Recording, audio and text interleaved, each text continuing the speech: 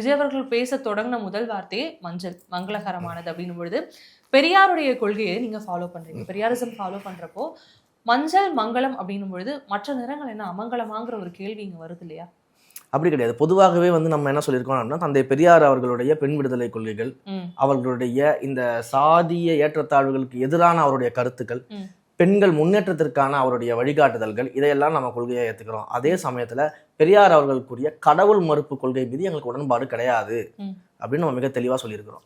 கடவுள் மறுப்பு கொள்கையின் மீது உடன்பாடு கிடையாதுன்னா அது இந்து கடவுள்களோ இல்ல ஒரு மதத்திற்கான கடவுள்களோ அப்படிலாம் கிடையாது. எந்த மதமாக இருந்தாலும் அந்த மதத்தில் இருக்கக்கூடிய அந்த கடவுள் நம்பிக்கைக்கு எதிரானவர்கள் நாங்கள் கிடையாது. 50-50 வருதுல, கடவுள் நம்பிக்கை ஒரு பெரும் இருந்தாலும் மூட நம்பிக்கையா பார்க்கப்படாது. இல்ல, நம்ம இதை மூட நம்பிக்கைன்னு பார்க்க வேண்டிய அவசியம் கிடையாது. ஒரு மதத்திலையும் இருக்கக்கூடியவர்களுக்கு ஒரு நம்பிக்கை இருக்கும். நம்ம மூட நம்பிக்கை சொல்லல, பொதுவான நம்பிக்கைகள் இருக்கும்.